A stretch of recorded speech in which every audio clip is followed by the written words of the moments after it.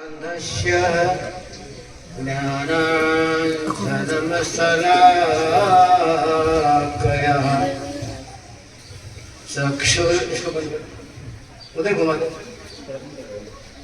चक्षुरुन्मीलितं येन तस्मै श्रीगुरुवे नमः। नमामि सद्गुरुं देवं शक्तिधीश परात्परम् मायातीतं निर्विकल्पं ज्ञानगोतीतवागीशम् अखण्डमण्डलाकारं व्याप्तं येन चराचरम् तत्पदं दर्शितं येन तस्मै श्री गुरुवे नमः। तस्मै श्री गुरुवे नमः। शीतल चंदन चंद्रमा ऐसे शीतल संत, शीतल चंदन चंद्रमा ऐसे शीतल संत, ऐसे शीतल संत जगत की ताप बुझावे। जो कोई आवे जलत मधुर मुख वचन सुनावे। धीरजशील क्षमाय दया नहीं जात बखानी। धीरजशील क्षमाय दया नहीं जात बखानी। बोले अति मृदु बैन वज्र को करते पानी। रहन कहन मुस्कान ज्ञान के खड़ग चलावे। तीन ताप मिट जाय संत का दर्शन पावे। पलटू यह प्राण पर आदि से और अंत। शीतल चंदन चंद्रमा ऐसे शीतल संत। परम वंदनीय सृष्टि संताप हरता पूज्यपाद सद्गुरु विशुद्धानंद जी महाराज, परम वंदनीय प्रातः स्मरणीय माताजी साहेब, वर्तमान में सभा में विराजे हुए भक्तगणों, साधक वृंद, विचार महापुरुषों, मातृशक्ति भाइयों बहनों, सबसे पहले तो श्री कृष्ण जी को, हरि कृष्ण जी, श्री कृष्ण जी, हरि कृष्ण जी, हरि कृष्ण जी को धन्यवाद देते हैं कि उन्होंने आप हम सबको इकट्ठा बैठने के बाद में सत्संग का और सत्संग सुनने के बाद में सत्संग के पर्यायों का मंथन करने का, उनको मथने का मौका दिया और सस्नेह आप हम सबको यह बुलाया। मैं तब से आया हूँ, 10 दिन होते होंगे, तब से माता जी रोज कहती है वहाँ के आश्रम में अपने घर सत्संग में बाकी सबको बुलाना, सबको बोल देना, सब प्रेम से आए। उमंग के साथ उनके अंदर में दिव्य भावना है। उस भावना की पूर्ति के लिए आज हम सब इतनी बड़ी संख्या में इकट्ठे भी हुए। ये सब कृपा, ये सब प्रसाद विशुद्धानंद जी महाराज का और परम पावनी माता साहब का एक परम प्रसाद है, जिस प्रसाद को आज आप और हम सब बड़े आनंद के साथ में जीवन में उतार रहे हैं। ये प्रेम पीयूष का प्याला उनकी साधना का फल है। माता सहन करती है चूल्हे की गर्मी, रसोई के सब साधनों को तैयार करने में समय बिताती है, तो उससे प्रसन्न नहीं होती। उसका बच्चा जब रसोई को खाते खाते प्रसन्न होता है कि माता बड़ा अच्छा भोजन बनाया, बड़ा अच्छा भोजन बनाया, तो माता को अति प्रसन्नता होती है कि मेरा बनाया गया भोजन इस बालक को अति प्रसन्नता के साथ में खाने का मौका मिल रहा है और ये अंतःस्तर से प्रसन्न हो गया है। माता साहब ने बहुत मेहनत की, आप सबके सामने बताया गया, पुरुषार्थ भी किया, दौड़ लगाई नागौर और अहमदाबाद और ये बीड़ी के तीनों के बीच में चक्कर लगाते गए। उसका प्रतिफल आप हम सबको देखने को मिलता है कि आज आप हम सबके हृदय मंदिर में सच्चे सदगुरु परमात्मा बदली अज्ञात जगत के जगत गुरु आपके हृदय में विराजमान है। आप सबको आज सच्ची सूझ है।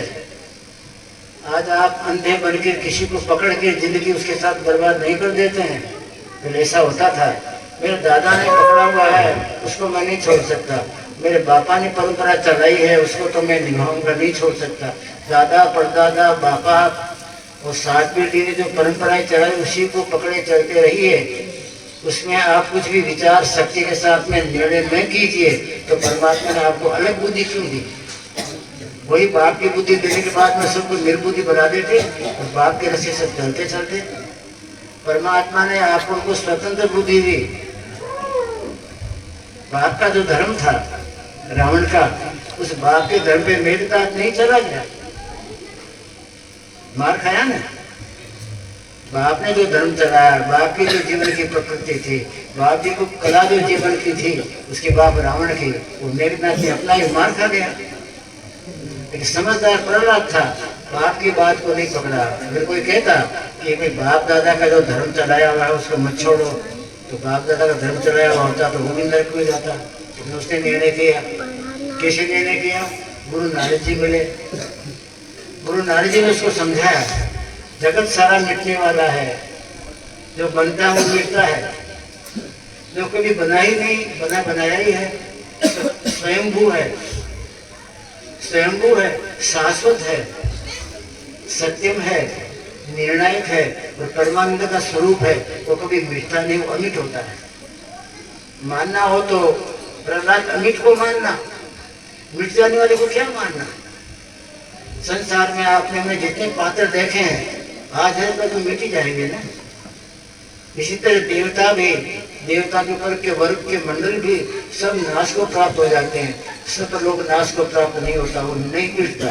तो उन्होंने कहा कि अमिट को अपने जीवन में उतारना, मिट जाता है उसको जीवन में मत उतारना। शाश्वत है उसके साथ जीवन डाल देना चरणों में, अशाश्वतम उसके साथ में जीवन भर डाल देना। नित्य है उसके साथ ना करो, अनित्य है उसके साथ में क्यों करते हो? अनित्य तो कल तो नहीं होगा ना। नारद जी आप पकड़ गए कि जो मिट जाता है उसको नहीं मानूंगा, जो नहीं मिटता उसको कोई मेट नहीं सकता, उसको मैं मानूंगा। प्रहलाद पढ़ने गया, स्कूल में पहले स्लेट होती थी और वो मिट्टी का बना हुआ पेंसिल होता था, क्या बोलते हैं उसको? जो बोलते हो तो पढ़ता होता था और स्लेट होती थी।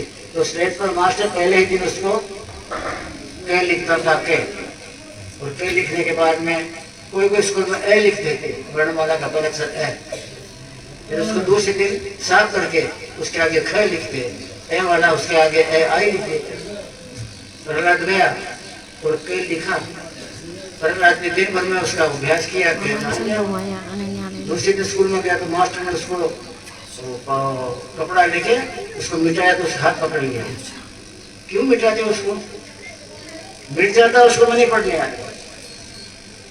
मास्टर जो वस्तु मिट सकती है उसको मत पढ़ाओ मुझे, मेरे गुरु ने आदेश दिया है जो वस्तु नहीं मिटती है उसको पढ़ना, नहीं मिटती है उसको पकड़ना, और जो नहीं मिटती है उसके आगे समर्पित हो जाना, उसको पढ़ना।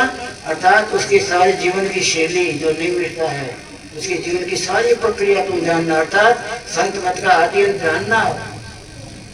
संत मत नहीं मिटता, संतों का रक्षाधिपति सदगुरु कभी नहीं मिटता। वो अजर है, अमर है, अविनाशी है, अव्यक्त है, अगोचर है, वो नहीं मिटता। उसको मिटाने वाला कोई जन्मा ही नहीं, तो नहीं मिटता है। मिटते से मत स्नेह कर, कभी साहब की वाणी, मिटते से मत स्नेह कर, न मिटने को लाभ। अगर कहीं लगना है, जीवन को अर्पण करना है, तो नहीं मिटते से लाभ। कहें कबीर दास के सहज उगड़े भाग, जो नहीं मिटने वाले के साथ में लग गया उसके भाग उगड़ जाएंगे, वो मिटने वाले से लग गया तो भाग फूट जाएंगे। निश्चित बात है। वो बात आज के हजारों लाखों वर्ष पहले छोटे से बालक ध्रुव को और प्रहलाद को मालूम पड़ी, और हम 60-60, 70-70 वर्ष के होके धूल चाट के मर भी गए, तो अभी मिटते से ही लगे हुए अनमिट को जानते हैं नहीं। मिटते के साथ में जीवन को मिटा दिया, खत्म कर दिया। नहीं मिटते से लाभ, कभी सामने कहा मिटते से प्राप्त करो, इसका मतलब ये अनमिटते को लाभ। कबीर दास के सहज उभरे भाग, सहज भाग उभर जाएंगे। जो अनमिटने वाले से लग गया, मिटने वाले से लग गया तो मिटने वाला भी नाश हो गया, और जिसने पकड़ा वो भी नाश हो गया। मृत्यु लोग तो नाश का कारखाना है, या नाश पहले है, विकास बाद में है। संतपत ने बताया कभी मिटने वाले के साथ मत करो। मिटने वाला खुद मरेगा, आपको लेके मरेगा। पत्थर की नाव वाला खुद डूबेगा, तो उसमें नाव में बैठा वो भी डूबने वाला है।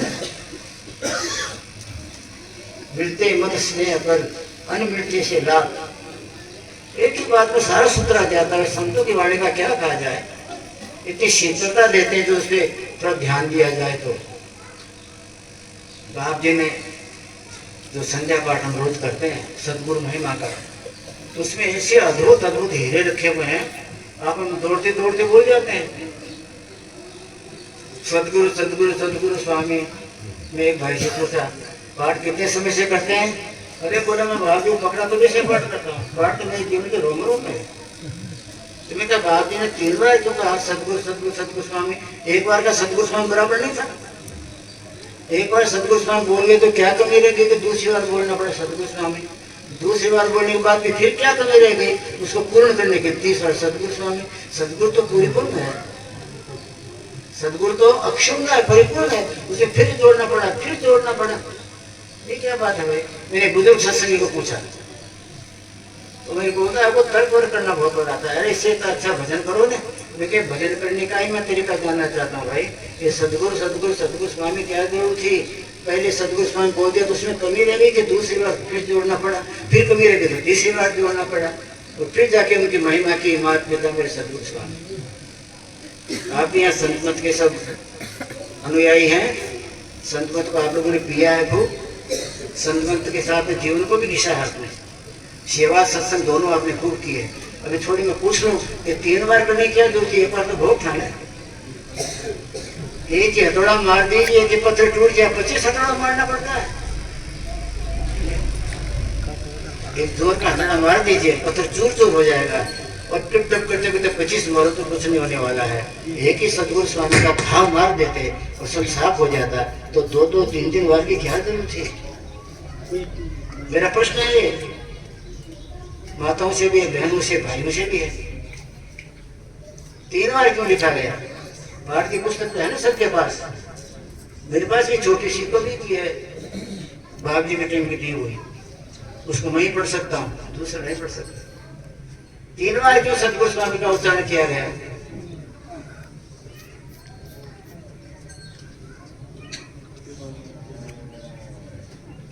कबीर साहब ने बीच में एक शब्द लिखा है, राम गुण न्यारो न्यारो न्यारो। मैंने विचार किया कबीर साहब होते तो मैं पूछता, राम गुण तो सबसे न्यारा है, तो जब सबसे न्यारा हो गया तो दूसरी बार क्यों न्यारा किसे किया गया? तीसरी बार किसे अलग किया गया उसको? राम गुण न्यारो न्यारो न्यारो। अबुदा लोग कहाँ से बूझे बूझन हार विचार। राम गुण न्यारा है न्यारा है न्यारा है, अबुदा बिना बुद्धि वाले क्या जानेंगे? अगर जानना है तो बूझन हार विचारो, कोई जानता है बूझता है उसको जाओ, उसके पास जाके विचार करो, वो बताएगा कि राम गुण न्यारो न्यारो न्यारो। इसी तरह मुझे जानकारी को संत महात्मा एक कुर्सी पर बैठे होते हैं, एक सीट पे, उन्होंने राम को न्यारो न्यारो न्यारो कहा, जैसे बाबा ने सतगुरु सतगुरु सतगुरु स्वामी कहा, माथा जम जाता है भाई, दही हो जाता दूध, नहीं बुद्धि काम करती। आपकी बुद्धि ने काम किया हो तो बताइए, कोई नहीं। मोटी मोटी सत्संग है, मेरी उम्र से ज्यादा वाले भी होंगे। मैंने तो माता साहब का कभी कभी मौके पे सत्संग किया है, आप लोग तो रचे पिछे रहे हो माता जी के साथ में। माता जी की मुख्यता ये थी, खुद के हाथ का भोजन बनाए खिलाती थी। मैं तो आया करता था यहाँ, कपड़ों का ठिकाना करना नहीं था बना, पहनने का होता, ओढ़ने का नहीं होता था, ओढ़ने का पहनने का नहीं होता था। देखा होगा ना, ये बाबूराम जी ठीक कहा सर। मैं लामाना से चल के आता था, उस समय सड़क पर कोई मिले तो समझता था कि कोई भिखारी जा रहा है गाँव में। कोई सलाम कलाम करने की बात कहाँ थी उस समय। सतगुरुदेव तो रोड पे नहीं चलता था, हाँ तो रोड पे सतगुरुदेव सतगुरुदेव सतगुरुदेव करते हैं। उस समय ऐसे तो कोई सतगुरुदेव का प्रभाव या प्रसार नहीं था। उस समय माता जी हाथ से बना के उसकी मकई की रोटी खिलाते थे। वो मकई की रोटी जो मीठी लगती थी, वास्तव में कहता हूँ आज मुझे वैसी मीठी रोटी नहीं मिलती, नहीं लगती।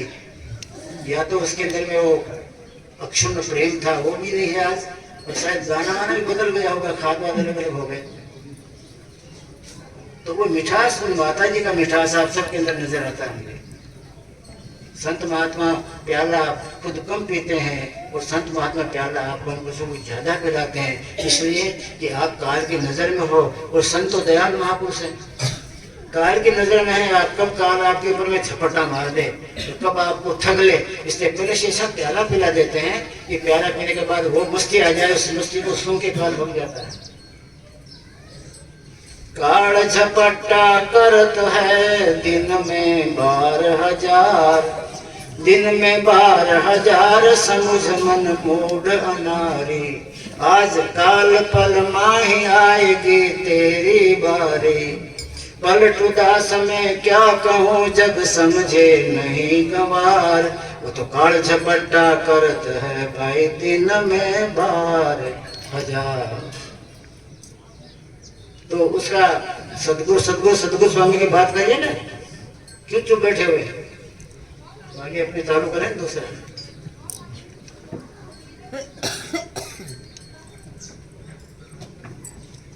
ये सदगुरु स्वामी का 3 बार का प्रयोग है ना, वो उसकी स्थिरता के लिए है। सदगुरु स्वामी भूतकाल में भी थे अक्षुण्ण, वर्तमान में तो छाए हुए हैं आप उन सब के ऊपर। भविष्य काल में उसके सिवाय कोई नहीं रहेगा, भविष्य में सदगुरु स्वामी रहेगा। बाकी तो काल महाकाल के मुंह में, प्रलय महाप्रलय अति प्रलय के मुंह में, और सारा संसार तो परावलंबन हो जाएगा, तो उसमें सब शांत हो जाएंगे, सदगुरु स्वामी रहेगा। 3 काल में जो एक जैसा रहता है, हम 3 काल में जैसा नहीं रह सकते। बचपन में हमारी आदत और होती है, जवानी में पागलपना और होता है, बुढ़ापे में हाय और होती है। एक ही जीवन में हम 3 जगह जीवन बदलते, एक जैसे नहीं चल सकते। और वो तो भूतकाल में भी अक्षुण्ण था, वर्तमान में भी अक्षुण्ण है, और भविष्य में भी स्तंभ की तरह रहेगा। वो सतगुरु सतगुरु सतगुरु स्वामी 3 काल में आपका रक्षक, 3 काल में आपको प्याला पिलाने वाला, 3 काल में मोक्ष का दाता। भूतकाल में मोक्ष देता रहा, वर्तमान में मोक्ष का दाता है, और भविष्य में आपकी मोक्ष की ठेकेदारी उसके हाथ में है, गारंटी है इसके हाथ में। वो सदगुरु स्वामी, इसके आगे किसी को कुछ कहना तो कहें।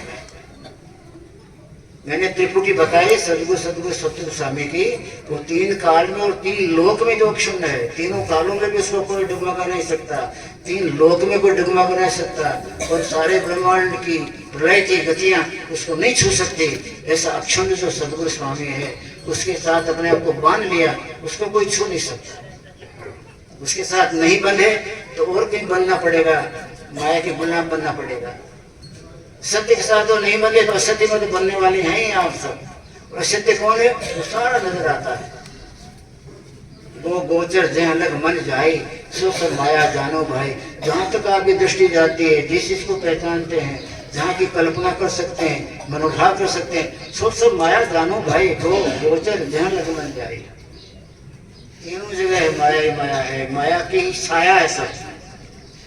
ये काया भी माया है ना, और क्या है।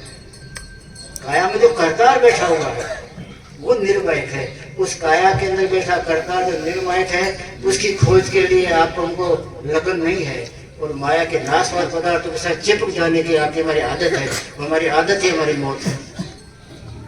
उस आदत को थोड़ा चेंज करेगी सत्संग। बिन सत्संग न काम न साही, और काम अछत सुख सपने नाही काम अछत सुख सपने नाही।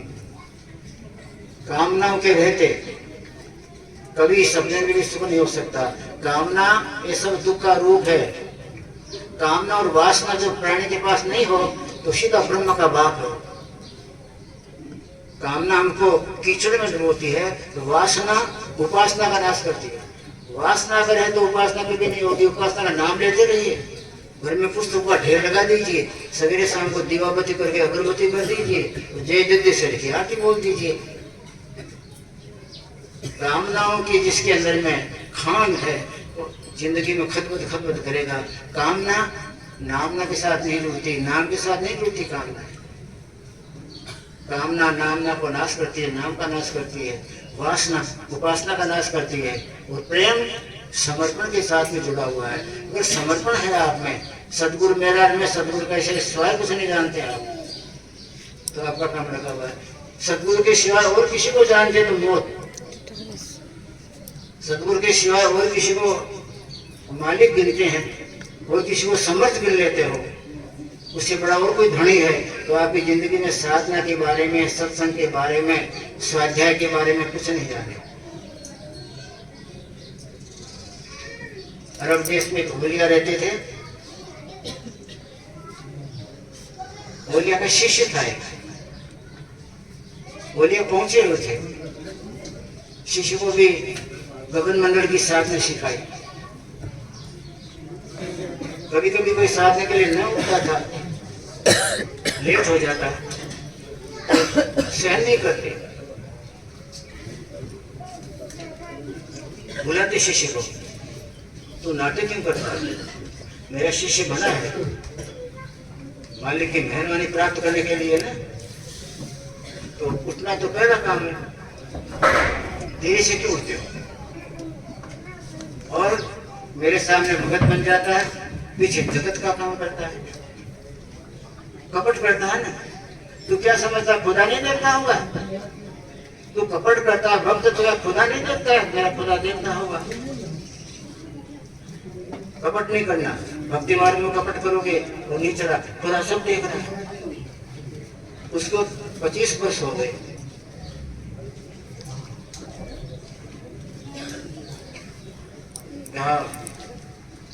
पीर जी अपने गुरु कहते, पीर जी मैं निखालिस भाव से बोलता हूँ, 25 वर्ष में मुझे साधना के बारे में विश्रीगणेश भी नहीं हुआ, भी नहीं आया।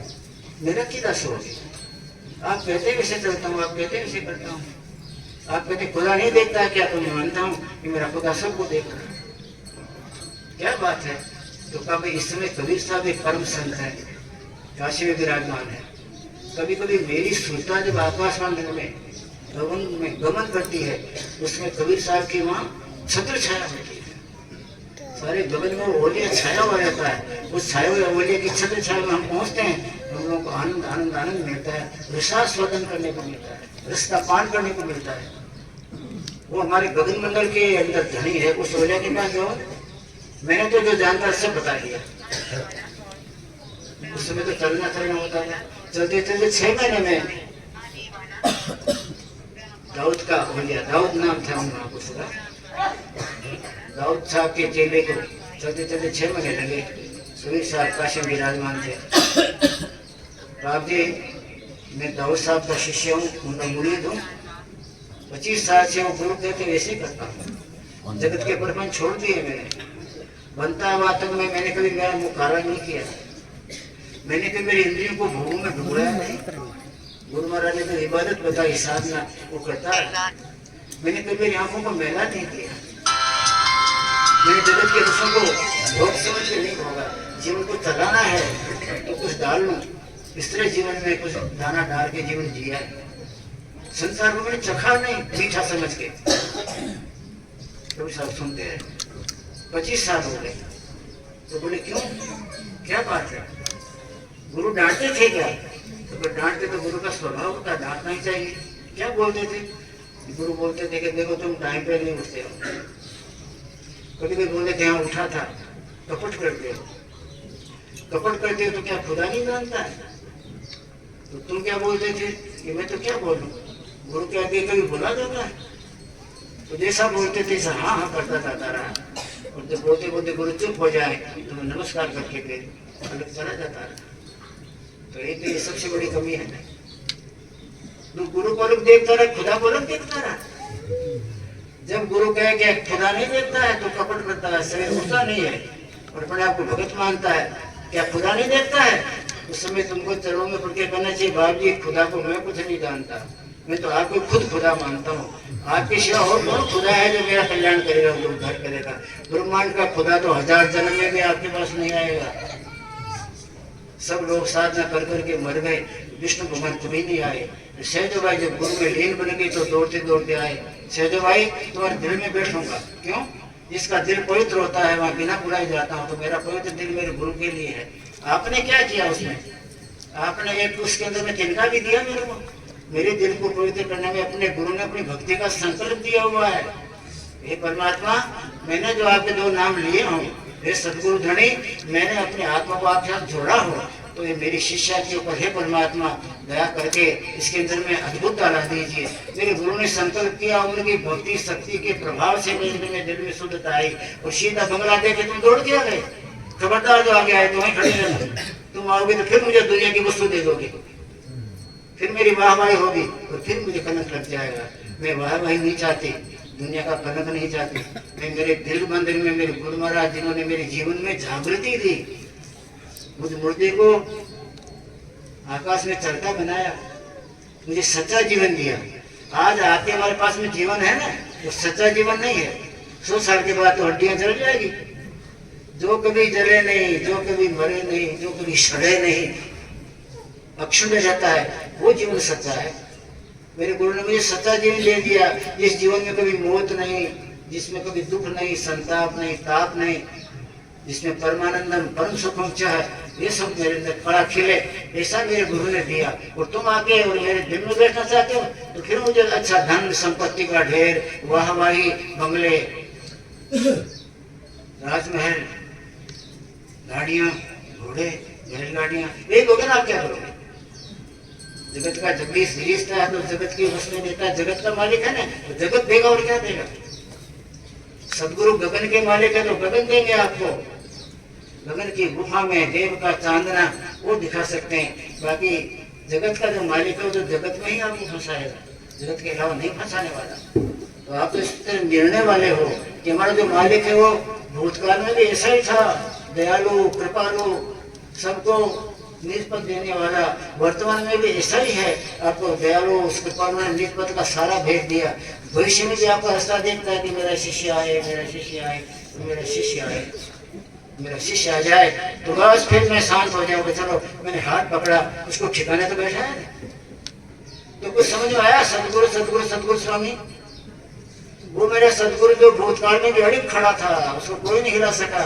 वो मेरा सदगुरु स्वामी जो वर्तमान में भी अड़िग खड़ा हुआ है, अड़िग दिखता नहीं है, जिसका पैर पाताल में है, शेष ब्रह्मांड के पार चला हुआ है, जिसकी भुजाएं सारे संसार के क्षतियों के अंदर में आबद्ध है, फैली हुई है, ऐसा मेरा सदगुरु। पद पाताल शीर्ष धामा, अपर लोक अंग विश्रामा, भ्रकुटी विरास भयंकर काला, नयन दिवाकर कसगज माला, जासु भान अश्विनी कुमारा, निशिर शिष्य निवेश पारा, असज भांति लोक की करणी महिमा, जासु जायनी बरणी, जिसकी महिमा को कोई नहीं पार कर सकता, ब्रह्मा भी पार नहीं करता। विष्णु वहां पालना करना भूल जाता है, शंकर वहां समापन करना भूल जाता है। उसके दरबार में जाते ही कौन जाने क्या कला खिलती है। विष्णु अपना पालक पना भूल जाता है, शंकर अपनी क्षमता सत्यार्थ की भूल जाता है, ब्रह्मा जी बर्तन की भूल जाता है, सब भूल जाते हैं। उस बात को पलटू साहब ने कहा, मेरे गुरु ने कृपा की, मैंने उनकी पहल की। पलटू साहब नहीं लिखा, मैंने खुदा की पहल की, मैंने मेरे गुरु की पहल की। और टहल करते करते मेरे गुरु ने ऐसी दया की, मुझे सतलों की धनी की गोदी में बैठा दिया। जाके देखा तो सतलों का धनी मेरा गुरु तो है वहाँ। अरे मेरा गुरु इतने संसार को चलाता, सारी सृष्टि का अधिपति इसके हाथ में, सारे जगत के बागडोर इसके हाथ में। फिर उनके अंदर से भावना निकली। मैंने मेरे गुरु को दरबार में देखा सतलोक में, तो करोड़ों विष्णु खड़े। पलटू साहब तो गलत नहीं हो सकते हैं, मैं गलत हो सकता हूँ, मुझे आपसे लेना देना है। मैं गलत हो सकता हूँ, मेरे को साल बनना है हरि कृष्ण जैसे, उनको क्या लेना देना था? और मुझे हलवा खाना है, भगतराज कहूंगा, छांट मारूंगा पानी की, उनको तो कोई मतलब नहीं। ये औलिया तो और करते, और जगत के, और रचना के। आप हम 5 तत्व की रचना वाले होते हैं, ये होता नहीं जो पटू साहब जैसे परमात्मा को मुख्य पकड़ने वाले औलिया तो मैं समझता और ही कोई तत्व के बने हुए होते हैं, लौकिक तत्व के नहीं, पारलौकिक तत्व के बने होते हैं। आपके हमारे तत्व सड़ जाएंगे, उनके तत्व दिने दिने नवम नवम नए नए खिलते, नए नए खिलते, नए नए खिलते। वो जाके देखते हैं कि मैंने देखा वो मेरे गुरु महाराज जिनकी सेवा में टहल में मेरा नंबर लग गया। कोटि विष्णु जहां, वहां मैंने करोड़ विष्णु देखे। भाई बोलता है कि विष्णु के अवतार की चर्चा करिए, इसलिए बात करता हूँ। मैंने देखा नहीं विष्णु, सिद्धू भाई ने देखा तो और आंख से देखा। आप चले जाइए, मेरे गुरु की छटा है, उसको आप कमजोर करने को आए हो। मेरे में समर्पण भाव है ना, उस समर्पण भाव में आप टुकड़ा बटाने को आए, चले जाइए। ऐसा परखाने वाला सिद्धू भाई की सेवा कोई नहीं मिले।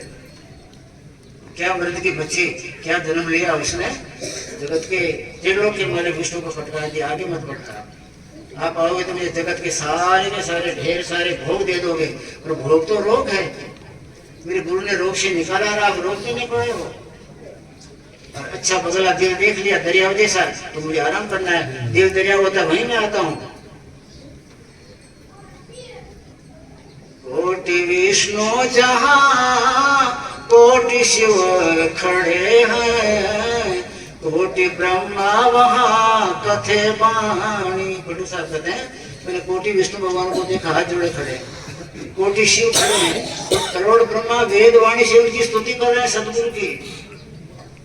कोटि विष्णु जहाँ, कोटि शिव खड़े हैं, कोटि ब्रह्मा जहाँ कथे बानी।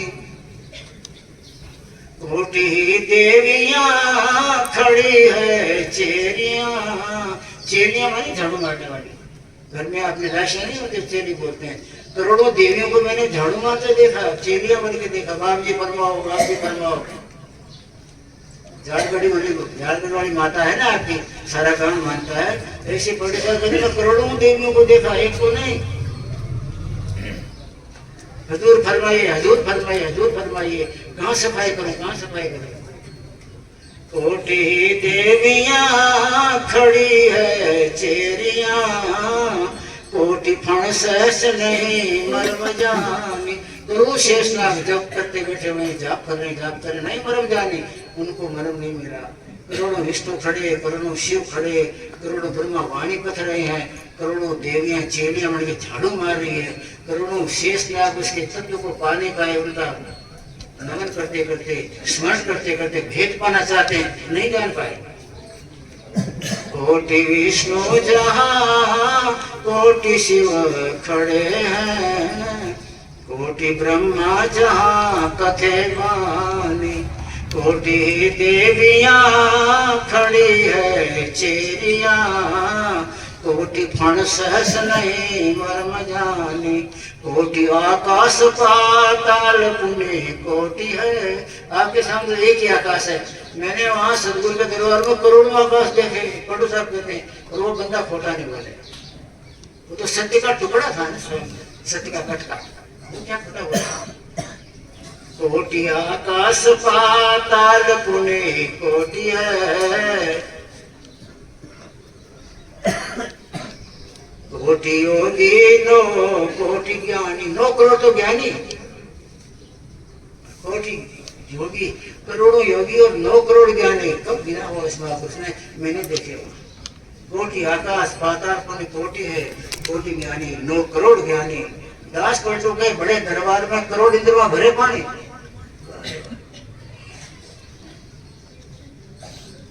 मैंने बड़े दरबार को देखा, पाटू साहब कहते हैं। कोटि योगी 9 करोड़ ज्ञानी, 10 करोड़ के बड़े दरबार में करोड़ इंद्र में भरे पानी। जिस इंद्र की आप पूजा करते हैं, इंद्र देव पानी दो, पानी दो। हम यज्ञ करते हैं इंद्र के लिए, हवन करते हैं कभी कभी। वो 9 करोड़ इंद्र पानी भर ले वहां उस दरबार में। ऐसे ठिकाने कि मालिक को सदगुरु सदगुरु सदगुरु स्वामी उसकी बताई गई महिमा के वर्तमान में भी ऐसा ही है। वो अडिग भूतकाल में भी ऐसा अडिग रहा, भविष्य में ऐसा अडिग रहेगा। और उसके साथ में जुड़ गए तो आप भी अडिग हो जाएंगे ना। सत्य के साथ में जुड़ गए और सत्य प्राप्त करने वाला हो जाएगा। सत्य के साथ आप जुड़ गए तो आप में सत्य आया, असत्य के साथ जुड़ गए तो मर गए। अपने आप को ऐसे के साथ जोड़िए जहाँ जोड़ना सफल हो, जिस जोड़ने के बाद में सच्ची जिंदगी मिल जाए। उस जिंदगी में मौत नहीं, जन्म नहीं, बुढ़ापा नहीं, जवानी नहीं, कुछ नहीं, एक जैसी जिंदगी, शाश्वतम एक जैसी जिंदगी। ऐसे संत मत की दिव्यता के अंदर में आप लोगों ने अपने जीवन को प्रवेश कराया है। और इसलिए सदगुरु सदगुरु सदगुरु स्वामी आज आपने इस बात को जाना होगा। मैंने 2-3 बार और पूछी थी, वहाँ कहाँ गए थे ये लोग, कहाँ से आएंगे? सवेरे का भग जाएंगे बड़े क्या दिल्ली। हाँ भीलवाड़ा वाले, वहाँ मैंने क्या पूछा याद है किसी को? पाठ के माने एक पाठ का एक वाक्य लिया था मैंने कि बाद में एक क्यों भरवाया?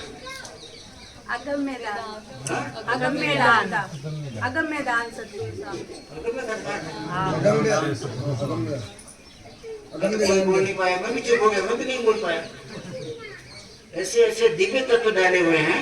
अगर आप इसके अंदर में निर्णय करने जाए तो आपकी बुद्धि गुम हो जाती है। और बुद्धि जहाँ गुम होती है वहाँ सुरता खिलती है, वहाँ सुरता को दरवाजा मिलता है। सुरता को खिलाने के लिए आपकी सुरता गगन मंडल में गमन करे, इसके लिए बातें ऐसे दिव्य तत्व उसमें डाले हुए हैं कि एक एक तत्व भी अगर एक एक वाक्य के ऊपर में, एक एक शब्द के ऊपर में अगर आप मंथन करने जाए तो उसमें मक्खन नहीं निकलेगा, अमृत निकलेगा। ऐसा दिव्य पाठ है। हम तो सदगुरु सदगुरु स्वामी करके भग जाते हैं, हो गया काम। मुझे ही नहीं मालूम भाई, कितनी बातें मैं डूब जाता हूँ, चुप हो जाता हूँ कि कोई काका पूछ लेगा तो क्या बोलूंगा, मैं भी चुप हो जाता हूँ। ऐसे अद्भुत उसमें रस भरा हुआ है। एक एक वाक्य में, एक एक शब्द के अंदर में क्या रस भर दिया उन्होंने, कि क्या बड़े घर के साथ जोड़ दिया आपको उस महापुरुष ने। उनकी महिमा का वर्णन तो ब्रह्मा भी नहीं कर सकता, विष्णु भी नहीं कर सकता, शंकर भी नहीं कर सकता। दास पलटू के बड़े दरबार में कोटि इंद्रमा भरे पानी, कोटि ही आकाश पाताल पुनि कोटि है, कोटि विज्ञान 9 करोड़ ज्ञानी, ज्ञानी के भंडार भरे वहां स्तुति करते जाते हैं। बाप जी फरमाओ, बाप जी फरमाओ, करोड़ 2 करोड़ ज्ञानी। वो सच्चा सदगुरु, वो सदगुरु सदगुरु सदगुरु स्वामी, वो हमारे सिर का मोहर है। और क्या बात थी? विष्णु विष्णु क्या बात बोलते रहे? विष्णु अवतार क्या रहता है? उल्टा मरा मरा करने से मुक्ति हो जाएगी कलयुग में, ऐसे बोलते हैं लोग। तो मैं कहूँ संत महापुरुषों के पास जाओ, उल्टा नाम अलग चीज है। नाम जो आप लेते हो ना, वो आपका लिया हुआ नाम जाता है धरती की धूल में, उल्टाने के बाद में जाता है गगन मंडल में। इसमें क्या बुरा है, क्या गलत है? नाम को उल्टाने का है, ऊपर चढ़ाने का है। आपने नाम को पलटा दिया, नीचे डाल दिया, नीचे डालने मरा मरा बोलने से मुक्ति हो जाएगी। मरा मरा से मुक्ति नहीं होती, किसी की हुई भी नहीं।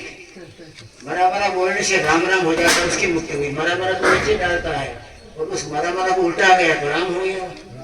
राम राम से मुक्ति होती है, उल्टा से तो नहीं होती, कभी नहीं हुई। एक बात ही मैंने पहले दिन वहाँ छमन बाबा के घर में अपने बात किया था कि उस भिखारी के बच्चे ने पूछा कि माँ तुम कल दूर लेके ना आई तो तुम्हारा नाम तो बताओ। तो उसने कहा मेरा नाम है रमा। और रहती कहाँ हो? और यही पीछे के भाग में रामनगर में रहती हूँ। कौन सा मोहल्ला है? तो जाके पूछ लेने का, दूध वालों का मोहल्ला। हम लोग दूध का धंधा करने वाले सब में बसे हुए हैं, तो उस दूध वालों के मोहल्ले में आ जाना। मैं नहीं आऊँ तो। और रमा मेरा नाम है। वो रमा बहन कोई संत के पास जाती थी, परम संत के पास जाती थी। काशी में गंगा के किनारे पश्चिम भाग के अंदर में रामनगर ग्राम है। तो वहाँ बाप जी को नमस्कार करके बाप जी को दूध पिला के और फिर वो काशी नगर में दूध बेचने को आती थी। तो गरीब दुख को देखा लड़के को, तो संत की चेली है ना, श्रद्धा और सेवा और प्रेम तो भाई देता है। श्रद्धा से गुरु महाराज को जपती थी, सेवा से प्राणी मात्र मुर्दों को ठीक करती थी, और स्नेह की भावना से मुर्दे को खड़ा करती थी। वो 3 गुण होते हैं। संत का जो सच्चा शिष्य है उसमें गुरु के प्रति श्रद्धा होगी, प्राणी मात्र के प्रति सेवा होगी, और दुखी दर्द के पर सद्भावना होगी। इसका भला हो जाए, इसका भला हो जाए। ये ठीक हो जाए। किसी को पुत्र नहीं तो हे परमात्मा इसको पुत्र दे दे, मेरे ज्ञान में से भले मर जाए, आप इसको दे दे। श्रद्धा, सेवा, सद्भावना, ये तीनों काम आपके हो गए तो आपको गंगा जमुना सरस्वती इसी घर में है, इसी देह के अंदर तीनों में नहाइए, डुबकी मारी, श्रद्धा रखिए अटपटी, सेवा करिए तन मन से, सद्भावना रखिए कलेजे से। कलेजे की बात उसके ऊपर जाएगी तो उसको लड़का होगा। तो रमा बहन का मेरा नाम रमा है, तो माँ तुम कल नहीं आई तो मैं शायद ढूंढते ढूंढते नदी पा रहा हूँ, तो रमा। तो फिर उसने कहा पढ़ा लिखा तो हो नहीं, भाई ने नाम बता दिया रमा, तो इसको मैं रटता रहूँ थोड़ा, 1-2 घंटे रटूँ तो शायद नाम रह जाएगा यार। तो रमा रमा रमा रमा करने करते करते करते राम राम आने लग गया, रमा से राम आने लग गया, रमा रमा बोलते बोलते राम राम राम राम बोलने लग गया, और राम राम बोलते बोलते इस बाई के साथ तार जुड़ गया। रमा बेन दयालु है, कल आएगी कल आएगी कल आएगी, और बाई का तार अपनी गुरु महाराज से जुड़ा हुआ था, अपनी गुरु को याद करती थी। जैसे उसने खुदा को याद किया, कभी सब नाराज हुए, तुमको कहना चाहिए बाबू जी खुदा होता मैं नहीं जानता हूँ, मैं तो आपको जानता हूँ, और आप ही मेरे कपड़े को निकालेंगे, अगर मेरी भूल तो आप निकालेंगे, मेरे लिए कौन खुदा है, आप ही खुदा हो मेरे लिए, तो तेरा सब झगड़ा मुझ जाएगा।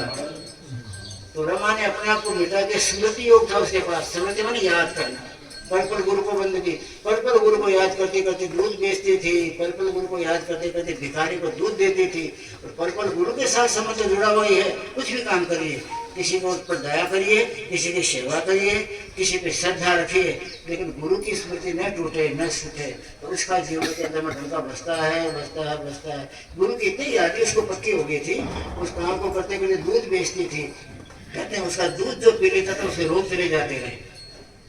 गुरु महाराज की स्मृति का अमृत मिलता है ना उसके कार्य में, अमृत मिल गया, मिक्स हो गया, वो दूध पीना तो क्या बात। तो रमा रमा करते करते वो राम राम करने लग गया, और उस लड़की के साथ बाई के साथ संबंध बंधा हुआ था, उसकी स्मृति याद आवे, और बाई का संबंध था अपने गुरु महाराज के साथ, गुरु का संबंध था जगत के धनी के साथ में। जगत के धनी को गुरु महाराज राज को पीते थे, वो सारा चेतन गुरु में बसता था।